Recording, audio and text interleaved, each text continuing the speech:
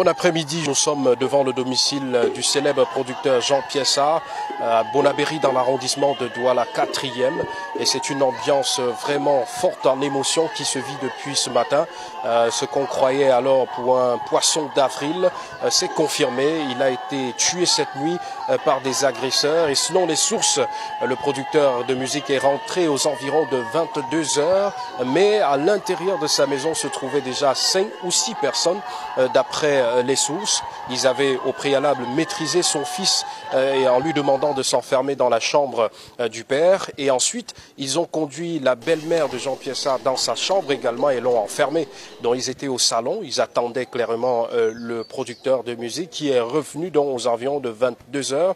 Quand Jean Piessa ouvre la porte pour entrer, c'est là qu'il est maîtrisé par ces hommes encore non identifiés qui vont lui demander de donner des bijoux, des portables, également les objets de valeur qui se trouvent dans la maison. Il avait une somme de près d'1 million de francs CFA remis par son gestionnaire ce soir-là, d'après les sources. Et il a été donc sommé de se coucher et il a reçu un coup au niveau de la tête. C'est ce qui justifie d'ailleurs les traces de sang qu'on a dû voir dans le salon.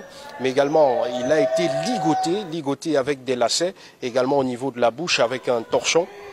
Visiblement, c'est qu'il a étouffé entre-temps, mais en attendant d'y voir clair, les enquêtes ont d'ores et déjà été lancées aux environs de 22 heures. La police judiciaire est descendue sur les lieux, le procureur de la République également. Le corps a été conduit à la garnison militaire de Douala, mais jusqu'ici, une personne suspecte reste le vigile qui est porté disparu depuis cette nuit.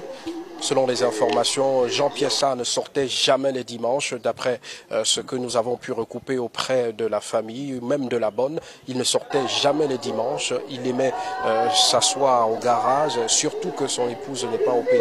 Donc en ce moment, il ne sortait jamais les dimanches. Et c'était donc hier qu'il a décidé de sortir. Il est rentré aussitôt vers 22 heures et la suite des événements, on la connaît bien, tragique. Depuis Bonabéry, Yasser Trésor Tanon pour Canal 2 International.